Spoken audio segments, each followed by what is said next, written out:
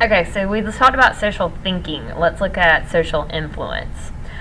Social influence is the greatest contribution of social psychology is a study of attitudes, beliefs, decisions, actions, and the way they are molded by social influence. So mimicry and copycats. Humans, we are natural mimics. Yawns, laughs, looking up. Eventually others are going to follow too. So you can sit in a group, and if you start to scratch your nose, they're going to start to scratch their nose. Or if you yawn, they'll start to yawn. Or just start laughing, and they might think you're crazy, but they will eventually start laughing too. Or you look up, or you look in a direction, and everybody looks in that way. It can also be a negative thing. Columbine High School, the shootings happened in 1999. Every state except for Vermont experienced copycat violence in their school system, even South Carolina. It's crazy, the idea. You also have generally like cluster suicides. We find that when one happens in one place, multiple suicides start to happen in that same kind of area, especially where there's outreach. Like, it doesn't have to be the same school, but where the news kind of reaches out to that same community or the community close to it. But you start to have these different groups or different people that start to mimic and copycat that behavior. So for good or bad, we are natural kind of mimics and copycats. Behavior is contagious, modeled by one, followed by another. We follow behavior of others to conform. And you're probably saying, I'm not a conformist, I don't do that. We all do. I'm sorry. Some more than others, but we all, that's human nature. Other behaviors may be an expression of compliance, that's obedience towards authority. So conformity is kind of modeling a behavior. Obedience is following it towards it's compliance towards an authority. We're doing it because your parents told you to, not because you're conforming to what your parents want you to do, but you're being maybe obedient to them. And there is that difference. Behavior, conformity, that's contagious. Obedience is more just compliance. It's not necessarily wanting or willingness to do it. The chameleon effect is conformity, adjusting one's behavior or thinking to coincide with a group standard. So you can see down here, participants rub face, participant rubs and shakes their foot, and you can see that then the confederate shakes their foot. The confederate would be the person that initially starts the behavior, and then they also start to catch on and they start to do it after a predisposed number of times. And this is something very easy that you can try, tonight with your family. It works the same way. We conform to people's behavior. Are these people asserting individuality, or are they identifying with others of the same microculture?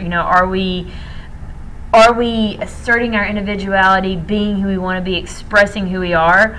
Or is it more of this idea that this is our culture, this is who we are in our group, this is, we're the popular kids, or we're the band kids, or we're the goths, or we're the, kids that wear leather jackets, we're the rednecks, cowboys, farmers, are we the preps, are we jocks? Who are we as groups? So adjusting one's behavior or thinking to coincide with a group standard. So if anybody's ever asked you to smoke or drink or any of those other kind of behaviors, you feel that pressure if everybody else is doing it. Do we change our thinking? Do we change our beliefs, our morals? Because you're going to experience, dissonance, that unpleasant feeling, and you have to figure out how you're going to adjust. Conditions that strengthen conformity. Who is more likely to conform, and when are you more likely to conform? One is if you're made to feel incompetent, like if you're made to feel like not doing it makes you feel stupid, or that it's reasonable to do it. The group is at least 3 people. Like, one other person might not change your opinion, 2 or more people are going to. Also, if the group is unanimous, if you admire the group's status, like if you want to be a part of that group or a part of that clique, or you feel like they have more authority or power than your current social status. If one had made no prior commitment, like if you had never, most people drink or smoke with the first time without any thought about it. Like nobody's ever talked to them about it, nobody's said anything about it. They may have seen other people do it, including their parents, and so they've really not said, they've not made up their mind, like, I'm not going to smoke, I'm not going to drink. They haven't made that choice in any sort of way, so they don't have like a strong tie to it. And then also the stronger to conform, if you're being observed, if you're being watched, if there are other people around you watching you do it, you are more likely to do it. And that doesn't mean that they're in your group, it means that they're watching kind of like outside in. Suggestibility also is a subtle type of conformity, adjusting our behavior or thinking towards some group standard. So, for example, this is, and I think he's on the next slide, but the Solomon Asch was a psychologist, and he had lines, and they gave the standard line, and then he gave 3 comparison lines, and he asked people to choose the line that was most closely linked to the standard line. So which one would you choose? 2, right? So what he did is he invited one person in, and that was the only person that was the participant. Everybody else was in on the experiment. And so they would sit down at a table, he'd pass out this piece of paper, he'd ask everybody which one were they more likely to choose.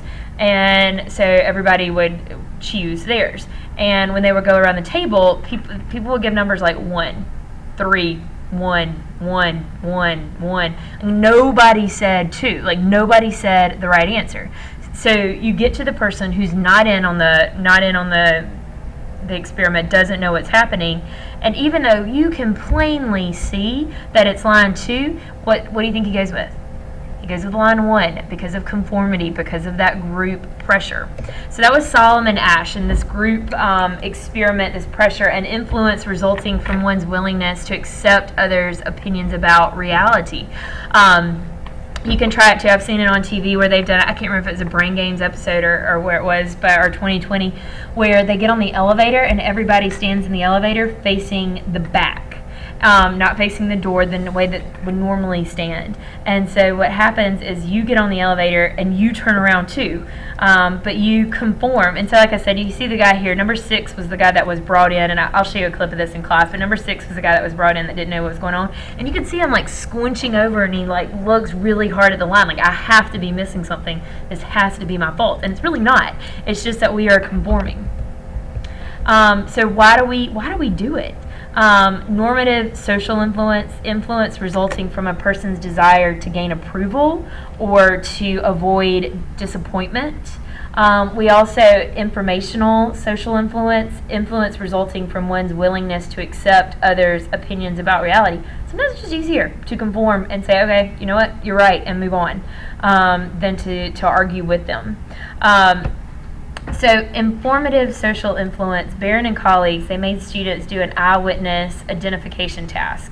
If the task was easy, like a lineup exposure for 5 seconds, conformity was low in comparison to a difficult task, like if they got half a second exposure. So the more time you have to think about it, the less likely you are to conform to it. But the least likely time and you think about, a lot of your decisions are made in like half a second.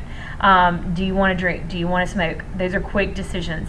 And we easily kind of conform to them. You look around, you're like, everybody's doing it, I'm going to do it too.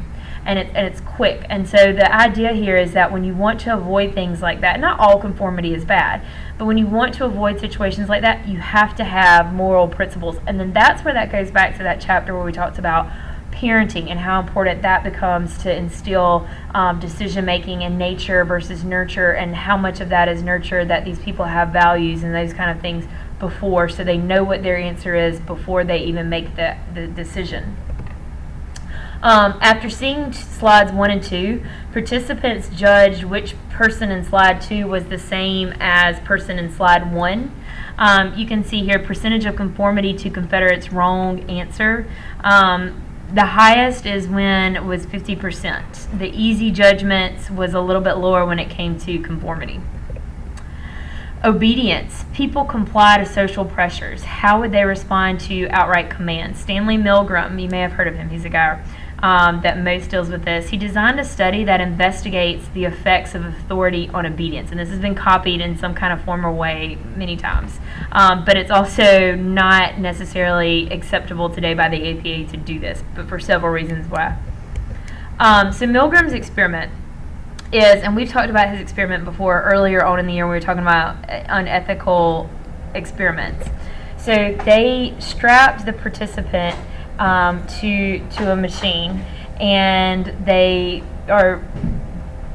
didn't strap a participant to the machine. They strapped somebody to a machine. It looked like they were going to give him electrical shocks. The participant came in and sat on the other side, and he gave them questions. And every time he got a question wrong, the participant was told to give an electric shock. And you can see there the guy that was telling him to give the electrical shocks was in the white jacket. So what they found is the percentage of subjects who obeyed the experimenter. The majority of subjects continued to obey until the very, very end, until you are giving shocks that would actually kill the person. 100% of people are going to give slight shocks. It doesn't go down very much. You're still looking at about 65% of the participants gave lethal shocks because they were obeying what the experimenter told them to do. So men between 20 and 50 complied fully 63% of the time, right up until the last switch. Women were later involved in the experiment. They actually found that there was no difference between men and women, that the results were very, very similar. The real world connections here, what Milgram was trying to look at, is the Nazi Holocaust. The exceptions, those that did not bow down to authority. He was looking at why these soldiers in the Nazi army would have complied with these horrible things. They knew that they were doing them, and every other day they were a baker, or they did something very random, ran a store or whatever. They were not people that would have participated in this normally. People, Anne Frank protectors, the Danes rescuing their Jews by sending them to Sweden, all of those were exceptions to the rule. Were there exceptions in Milgram's experiment? Yes, but what he finds is that when somebody is placed in a position of authority, whether it be a doctor, whoever, they put on the white coat, we see them as an authority figure, we are going to obey them. Abu Ghraib is another example of obeying authority, doing what you're told to do. So individual resistance. A third of the individuals in Milgram's experiment resisted social coercion. You see the Tiananmen Square, that's a fairly popular example. He was unarmed, single-handedly challenged a line of tanks. So what do we learn from Asch and Milgram? Ordinary people can do shocking things. It just takes that idea of conformity and obedience. And that's a little scary, but that idea is that we, ordinary people, we conform and we comply to obedience. I will, if you have any questions about Asch and Milgram, because make sure you understand those two experiments, make sure you're very familiar with them, I'll answer any questions in class.